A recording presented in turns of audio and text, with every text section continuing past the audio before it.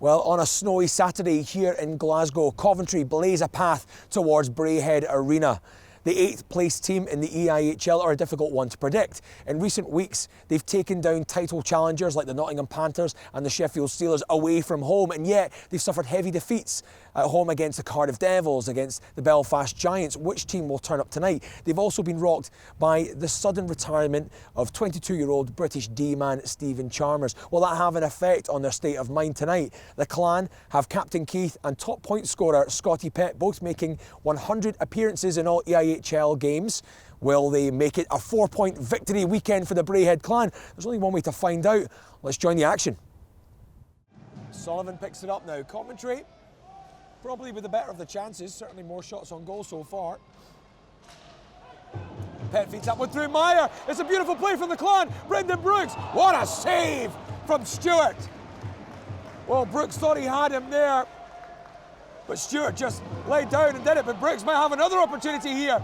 Leads it off for Meyer. Meyer tries to return the pass. Nice period of play from the Clan, but Brian Stewart with an excellent save. Arson keeps it in the zone. Valabek, a really late hit there. Surely a problem as he's still tied up with Meyer.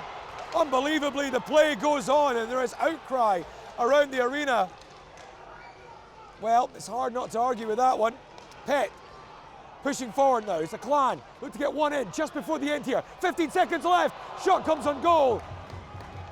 With just 10 seconds left, it's the Blaze who bounce back. Trickles over the blue line. The call comes in, delayed penalty. Well, you can hear a cacophony of boos ringing round here. Earlier on in the play, Stefan Meyer was hit very, very late on the other end of the ice, and you can see the words being had about that one, only for the penalty to come in the Clan zone.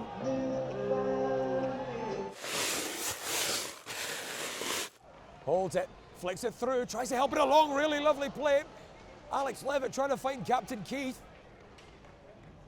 It's like working really well together. Bruton jams his body in, loses the puck in the end though. Jorgensen out wide to Trim. Jorgensen asks for the return, but it's well read by Sullivan. Clan look to break back here now. Little bit of space. Keith's in the centre. Might fancy the shot. Bruton's here! Oh, it's the Bruton! The brute that is Chris Bruton fires the Clan with a go-ahead goal. And it looked dangerous, that play, right from the start. Levitt held onto it. Bruton made the space. And the man back from suspension shows the Clan what they've been missing. Clan 1, Blaze 0.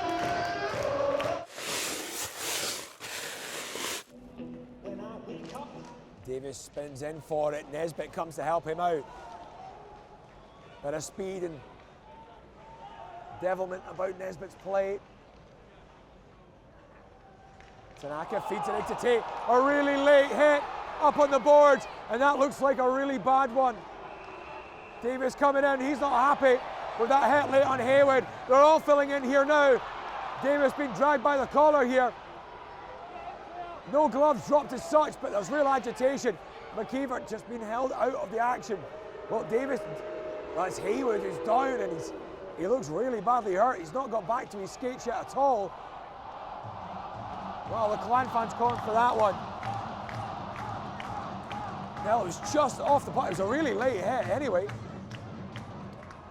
You'll obviously get hopefully the benefit of a replay at home. Calling it the naked eye here, it's difficult to see, but I know Hayward certainly looks, at the very least, winded.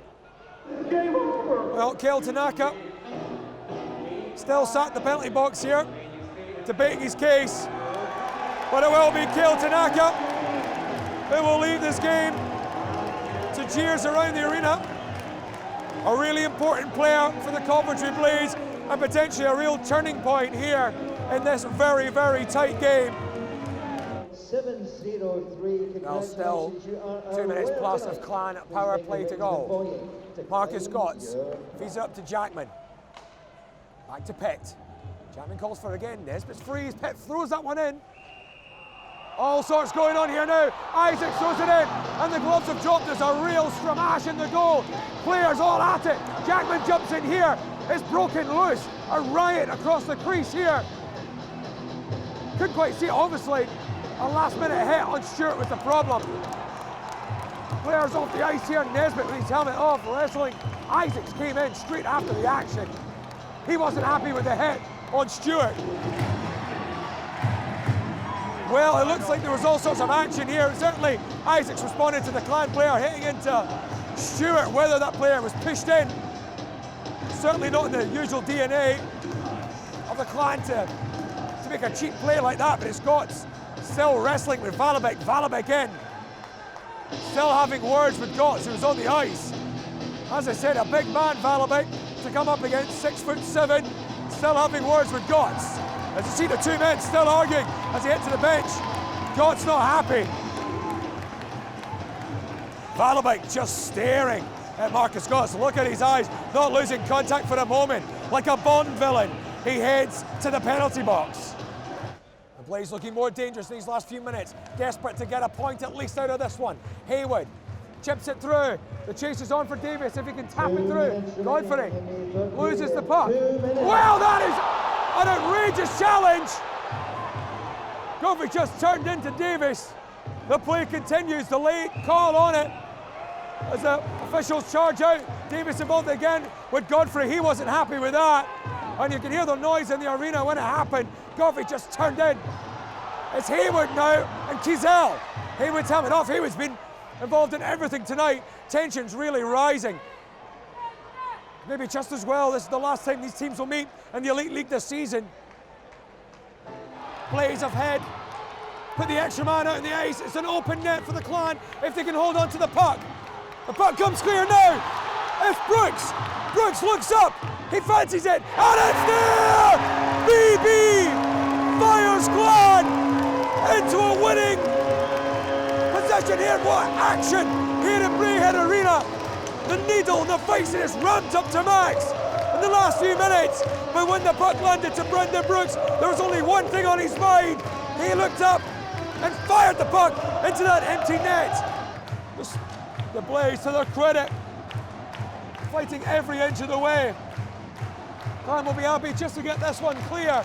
Fritch reaching out for Davis.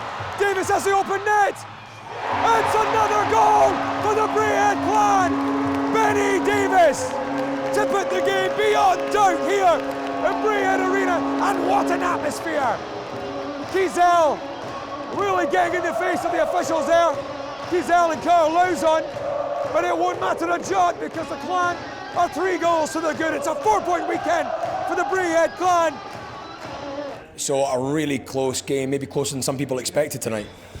Well, certainly not us. I mean, that's a good team. They're much improved. They're dangerous. They're tough to break down. They got good speed, good transition. We knew it was going to be a tough game. Their power play's been pretty hot too, so we wanted to stay out of the box. And we came out pretty flat. I thought in the first 20 we looked on our heels a lot, and then we kind of got better as the game went on. Obviously the third was a lot of power play, penalty kill and whatnot, but we did enough. We did what we had to do, and we walk away with 2 points. So obviously a much closer game than the score line would show.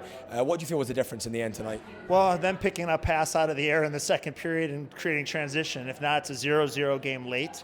It was a heck of a skill play to pick that pass out of the air to create the transition and the 1-0, and then the penalties late. I mean, it was a parade to the penalty box.